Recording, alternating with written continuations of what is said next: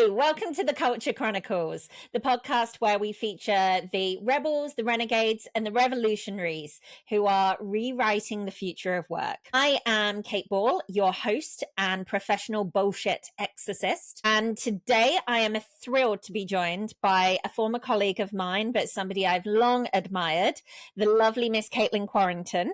We're going to be diving into conversations about strategy, which I know can be quite scary for some people. So she's going to be helping us unpick how to approach culture and people from a strategic standpoint. So, Caitlin, would you like to intro yourself? Thank you, Kate. I wish I had such a snappy headline as bullshit exorcist. That's wonderful. I love it. But yeah, thank you so much for having me. My name's Caitlin Quarrington. As you know, we're former colleagues from Amazon, and my background though is probably my common thing is not as snappy is I'm a connector, and so much of my work is focused on just making work more human and really helping people to connect with their sense of purpose and their values, but also connecting with each other and building stronger teams where really at the end of the day, it doesn't matter what the work is that you're doing, that we're human and we come at this with our human problems. And so, yeah, just trying to break down those things that are intimidating and really connect people to what matters most, which at the end of the day is each other. So that's the purpose of my work and what inspires me. Love it. And before we get into everything, so you're no longer with Amazon, you're now with Autodesk, but you also run your own business. Do you just want to give some insights? Of course. Yeah. So I wear these two hats right now in my work.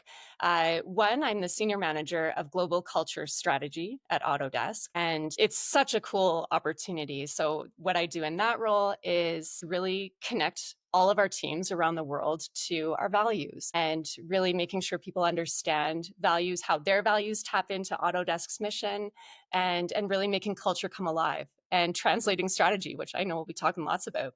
And then I also have my own business, Bursty, which is all around preparing people for the future of work. And what that means is making sure that folks have the professional and technical skills that are most needed for the future. And generally speaking, that's most often those human skills. So I coach and give workshops on emotional intelligence, leading with empathy, on how to have difficult conversations, things like that.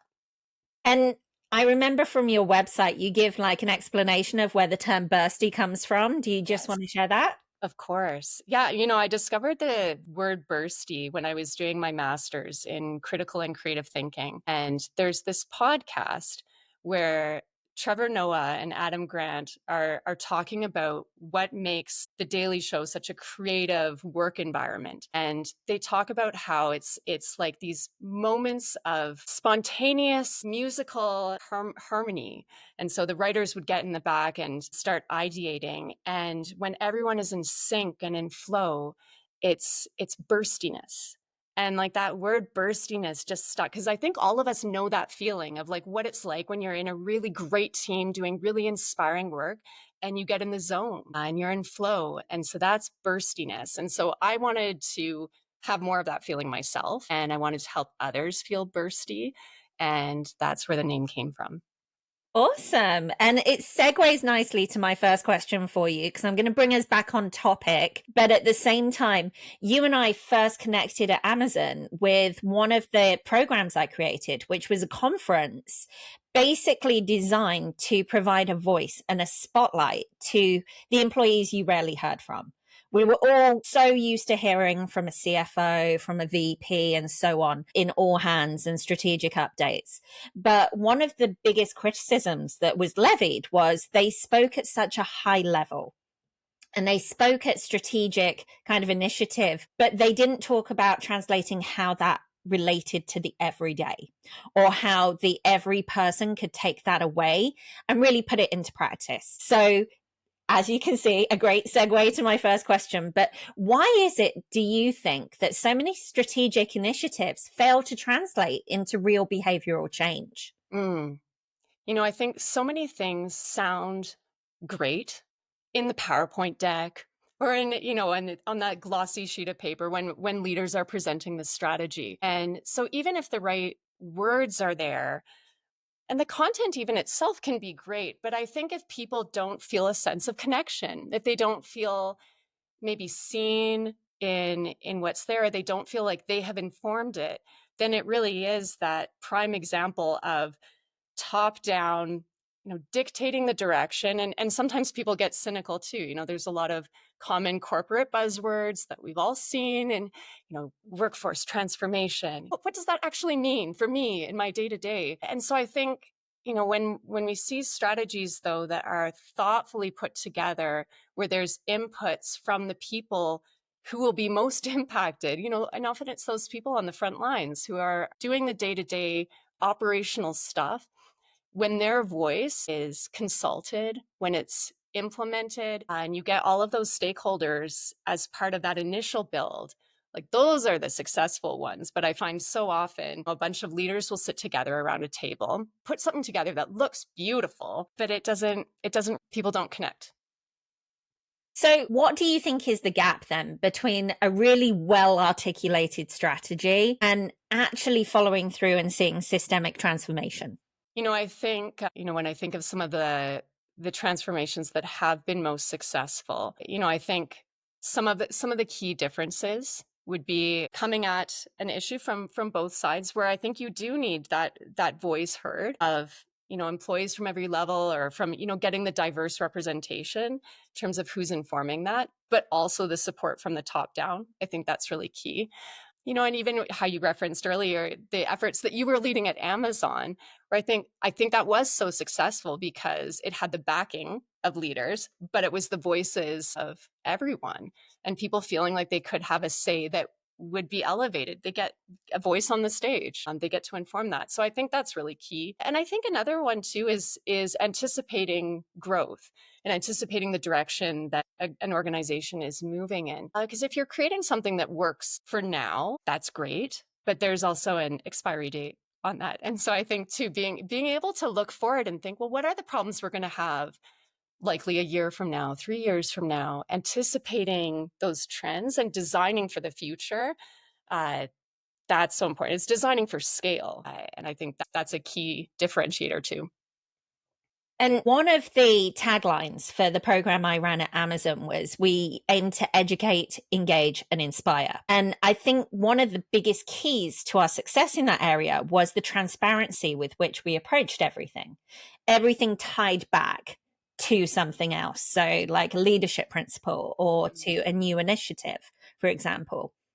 And one of the things that I hear most commonly critiqued in my network is a lack of transparency from leadership. Decisions being made and the workforce not understanding. Like, let's use the Amazon return to office policy as an example. Like, someone somewhere made this decision for a strategic purpose. They had their reasoning, but they didn't necessarily share that reasoning with the employees. So how do you think, because it's not always appropriate as well, let's face it, we've all been in those conversations where it's like, this is not suitable to be shared outside this room. Yeah. But as a leader yourself that does have a seat at the table and is having to drive things that sometimes might be unpopular, or sometimes, hey, you've got to figure a way to take people on the journey. Yeah. How can you do that successfully? I would say first and foremost to lead with empathy. And I have been so surprised how many leaders I've had to talk with around getting them to consider for a moment how a message might land with a typical employee. And to your point, it's not like necessarily folks can disclose everything that's going on. So it's not asking for that, but even coaching them on being able to say, I know that this must be challenging, or I know that this may seem to not make sense, and here's how I'm going to support you, or here's how I'm going to show up. And so it's even validating and acknowledging how someone is feeling. And I feel like that step is often missed, and leaders are afraid that if you acknowledge discomfort, or if you acknowledge that people might be unhappy, that it somehow will amplify it, or that it's not a good thing for the business. But I actually find that acknowledgement and support builds trust, and that keeps people close. It's going to be more likely to retain talent, as you're going through some kind of change. Or and I think so often that's missing, that extra energy that leaders can put into, being there for employees and trying to build their support. Like that's part of the change management model is helping people feel like there's a real purpose or a need, like why, how they should support the change moving forward, even if at first it may not make sense or may not be what they want. And we hear the phrase systemic change a lot. And it's something that I think leaders love to bandy about, but I've never actually seen quantified. So, what does that phrase actually mean to you in a practical sense? Mm. Yeah, I think systemic change to me is change at scale. And I don't know that it necessarily has to be an entire company. Like it will depend on the size of the company. Systemic change at Amazon is it's pretty tricky, but I have seen things that Hey, I we would achieved it consider. though. We achieved it. Yes. Yeah. Yeah. Well, and it's true. I think, yeah, if you get a critical mass of people moving together, with a united direction and purpose, to me, that systemic change. And I think you get there when that action, that direction is aligned to values, whether it's the team values, company values.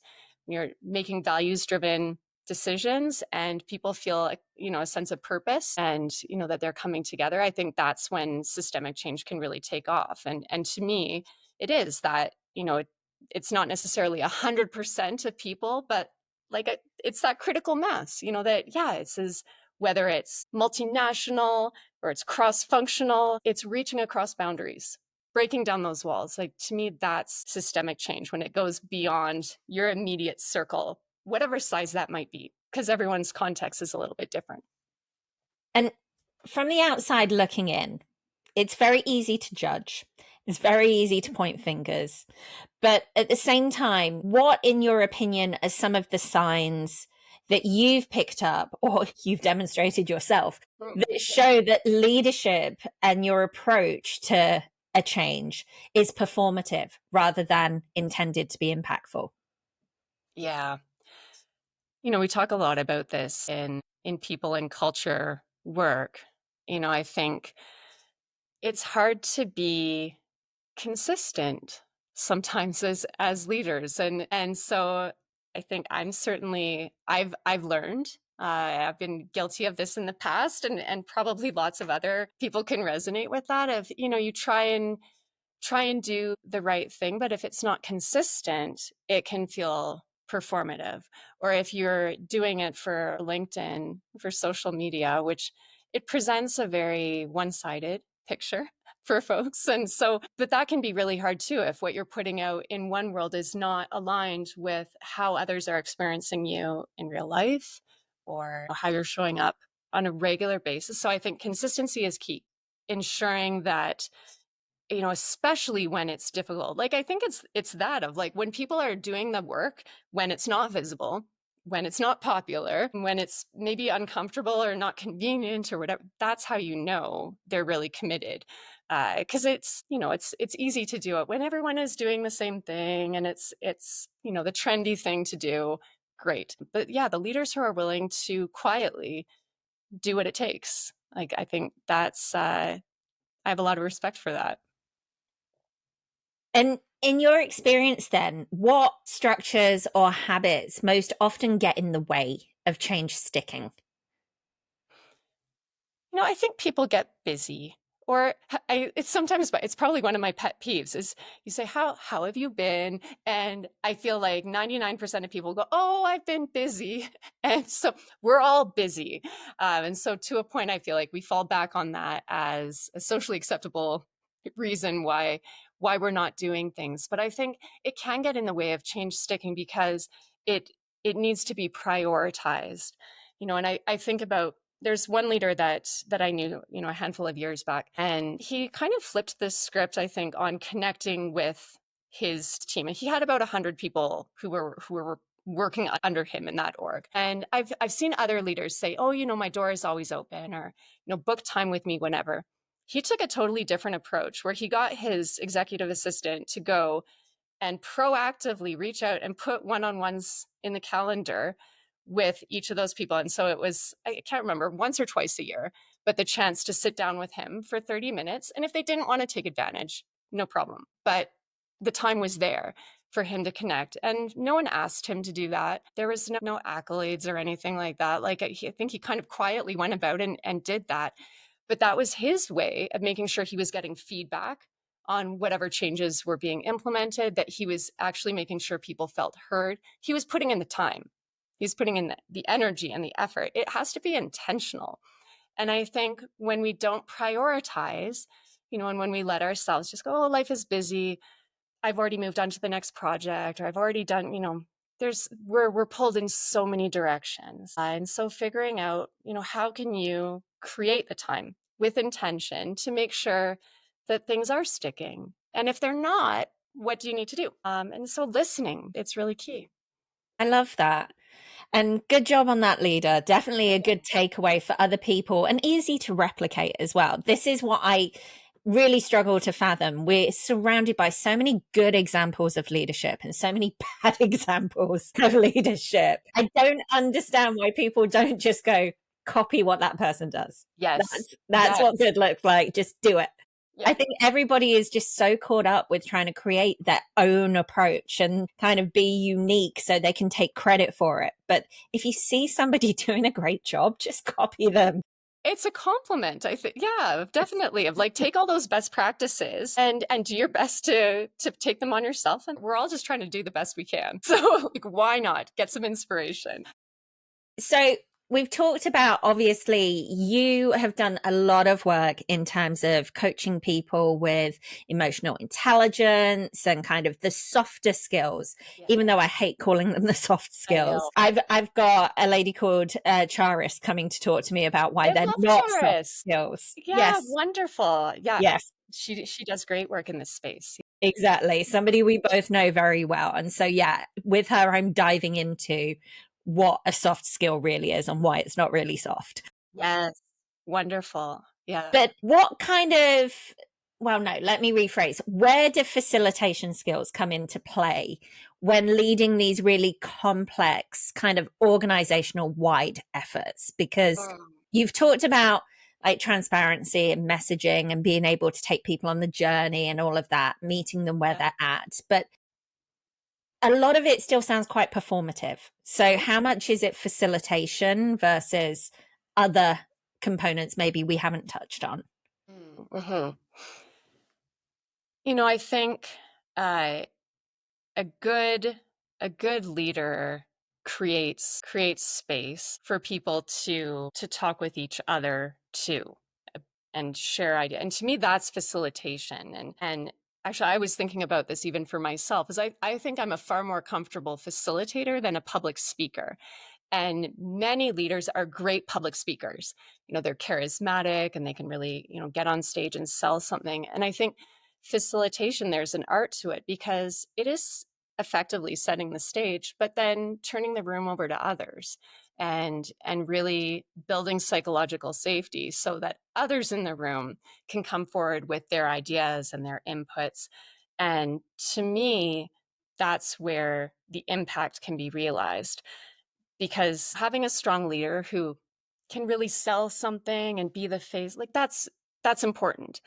But I think when it comes to driving strategy and bringing along a whole group, people need to feel like they're part of the movement, that they're not just an audience watching what's happening. And so to me, that's facilitation. And so, yeah, I think I'm clearly biased, but leaders who invest the time to build their own emotional intelligence, meaning that they're self-aware of what's going on for them, that they're curious and open to others' experiences, and they're leading with that open-mindedness and that empathy. I think those are the most successful because they're going to facilitate the kind of spaces where you get interesting feedback, you get ideas shared. I think that's really key. It's a dropping of the ego, which sometimes is hard for some people to do if they're very proud of their identity and their role as a leader, but just taking a back seat for a minute. Yeah, it's important. I love that. And I couldn't agree with you more because as you were explaining it, I kept going back to Amapalooza and thinking about some of the lower level employees that we put on that stage. Yeah. And the reality is, I could have stood there and delivered the examples of what they did, how they did it, why they did it that way, and what they achieved. But the authenticity that came from hearing directly from the individual and being able to relate in a way that I or a senior leader never would be able to communicate and meet people where they are at. That's what made that program so powerful, is it was real stories shared by real people and in contexts that were far more relatable than a strategic initiative ever could be, I think. Yeah. I think that is one thing that really stood out to me with Amapalooza and other initiatives that you led was, you were very visible as a leader, but it was almost more important, it seemed to, the community of what was everyone sharing. And to me, that's something to really celebrate as success. And I think in lots of companies where I've been very grateful to learn about the power of leading it outside of yourself, because it's actually a weak system if it all hinges on you to do all of the things. And so being able to scale yourself, really, make sure that other people have a voice, that you're elevating and growing your team, like that's that's the great work. It's not about any of us, really, at the end of the day. Yeah.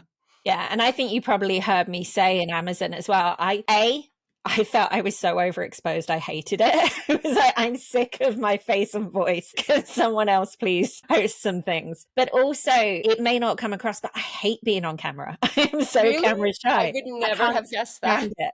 Absolutely can't stand it. But I love these conversations and I love Yeah. being in a situation where I can elevate someone's voice, or I can help educate and inspire others.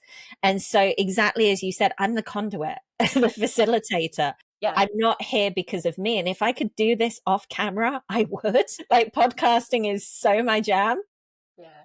But at the same time, we live in a visual world. So Well, and I sometimes try you and just suck it up. remind myself too, I think your mission, helping others and getting these kind of conversations out to more people, it is a helpful thing to be doing. And so I sometimes that helps me with my own nerves as well, when I'm going in and working with a new group or delivering a talk and think, who can I help with this? What stuff have I picked up along the way from mentors and courses and things? I've been very fortunate to have some great experiences. And if I can pay it forward and share and help other people, that's a far less intimidating thing than to think, how can I impress people? Like that's a very different sort of mission that is to me that's not where I want to be. I'd rather be trying to spread the goodness and share a little bit. And, if we can put up with being on camera for a little bit, that's okay. So, I'm just like, I can't look at myself. I have to look directly at the camera. yeah, All I do is critique my hair, my makeup, my clothes. I'm like, no. it's relatable, but yeah, you shouldn't. And I do the same. It's Yeah. try to minimize that and focus on anything but me. Yeah. Oh, I actually bought a separate camera that sits a few inches above the laptop, so I'm not even tempted to look down. That's good. That's smart. I It's like my that. way around Yeah. it. But okay, I mean, we're coming up to the end. Just a few quick questions for you to close us out. So, at the end of the day, let's talk about the most inspirational leader you've seen. You talked about the individual who kind of opened the door to conversations with everybody. But if somebody out there right now is listening and they're stepping into a new role where they're having for the first time to kind of roll out strategies and communicate across kind of geographical divides and across entire business areas, what advice would you have for them to set them up for success? Yeah. I would say, if they're stepping into that role, chances are they have the technical skills to do the work. Someone wouldn't have put them in that position to write the strategy, drive performance, do the actual work if they weren't capable. And so I would say put any imposter syndrome as much to the side as you can, because you were put there for a reason. And I would say, knowing that, it gives the space to focus instead on how are you going to lead? And that would be my advice. And when I think of one of the most inspirational leaders that I ever had the chance to work for, it was my first role in employee experience. And I thought that was just, to me, that was an inspiring leader, because he saw an opportunity within the business to really elevate people's experience of the work itself. It's the how are we working? And I still remember the tagline that he came up with, which was to help people celebrate success, learn, grow, and have fun. And that's what he wanted for everyone that was under his organization. And so he created a role for that. I got my start in employee experience. And it was someone that was clearly prioritizing people first. How can we make work more human? Profitable, business was good, but it's that extra bit. And so that would be my advice, is to think about, what do you want to be known for? Like, what will your leadership legacy be? And for sure, some of it's going to be tied up in profits or customer segments that you're reaching or whatever, but also what people remember at the end of the day is, it's the saying of, they remember how you made them feel. And so to think of that, what kind of leader will you be remembered for? How do you want to be leading in your role? And so, if you could rewrite the rules of leadership today, what is one norm or like SOP that you would just do away with or completely revamp? Oh, I think my thing would likely have to do with, I have seen time and again that it's the leaders that they lead the all teams, they do all the meetings. They're front and center. And I think that assumption that that's the voice that we need to hear all the time, I would probably throw that out the window and create opportunities to get other employees and their voice elevated. That's one thing, is like, it's open up the stage. And that's what I would love to see more companies and more leaders doing, is finding those opportunities to elevate other employee voices, not just leaders on the stage. Love it. Well, Caitlin, we're coming up to time, but I really, really appreciate you joining us. And I've got to say, you are so articulate. I am in awe of Thank you. Like, concise, to the point. Your Amazon training has definitely paid off, but you're a fabulous presenter. So thank you so much. Thank you Is there for having anything? me. Of course. I mean, I'm thrilled that you gave me your time. So, but before we go, is there anything else you would like to share? Any final thoughts? No, I think, let me think for a minute, Kate. I was going to say, You can edit another this plug bit out. for Bursty. I know, I always feel like I need a strong call to action. I think in terms of just an extra thing that I haven't yet shared, well, let me back up. I talked earlier about the importance of emotional intelligence and, revealed my bias in that. I would say, if folks are listening and they wanted to learn more, I do have a lot of extra content on my website, which is bursty.ca. And, it's especially for leaders who want to know where are they at with their own emotional intelligence. That's something that I really enjoy doing, is sharing those EQ assessments and being able to coach others through. And so just to encourage people to get curious and find those ways to tap into their own EQ. I think it's one of the most overlooked areas of leadership development, and would love to have more people just exploring that, because it's been so impactful to me. Awesome. And yeah, if you can't find the answers you need on Caitlin's website, you can also check out my book, Engage to Win. 100%. Yes. Yes. Which Caitlin kindly read. Earlier you said you have 4 books, which I was aware of the one. And so the fact that you are a multi-published author is like, you are living my dream, Kate. That's my one bucket list thing, is I would like to write a book. So someday I'm coming to you for the author tip. Well, yes. Basically, the Culture Chronicles is the name of the book series as well. So Engage to Win is kind of the central point. It's the ultimate playbook. But the rest is like Cliff Notes style. Yeah. So it's like a deep dive into a very specific area, answering the questions that people perhaps don't know or are too afraid to ask. So I've got one on like AI tools in HR. Yeah. Yeah. And it doesn't just break down like what they are, but how to implement them, what they cost, how to have conversations with leadership. There's another one about virtual reality and the metaverse and how it can be incorporated into onboarding and utilized to eliminate the need for return to office. For example, how the exact same daily interactions can occur in the metaverse. Yeah. And the cost comparisons and all of that stuff. And then the third one, which is my personal, like I've been ranting on this soapbox for at least 10 years now, but it's called Prove It. And it's all about the rise of skills-based hiring and the shift away from traditional recruiting and interviewing techniques and really placing emphasis on what people are capable of rather than where they've been or what they've done. Yeah. So those That's are my so books, cool. but they're very short and sweet. But What is thank your you, my love. next? Do you have a next idea for what you would want to write on next? I'm writing 2 at the moment. Oh my good. Where do you find the time?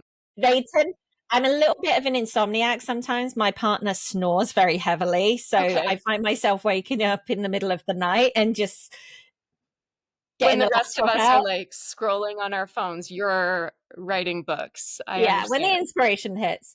Yeah. But one of them, the one I'm most excited about now is about the rise of like the gig economy, focusing on the introduction of like fractional work, for example, or on kind of how companies are moving more and more towards using consultants like myself or freelancers to Yeah. eliminate like the budget required, the benefits, the trade-offs, things like that, and where I predict the future is going with that kind of labor market.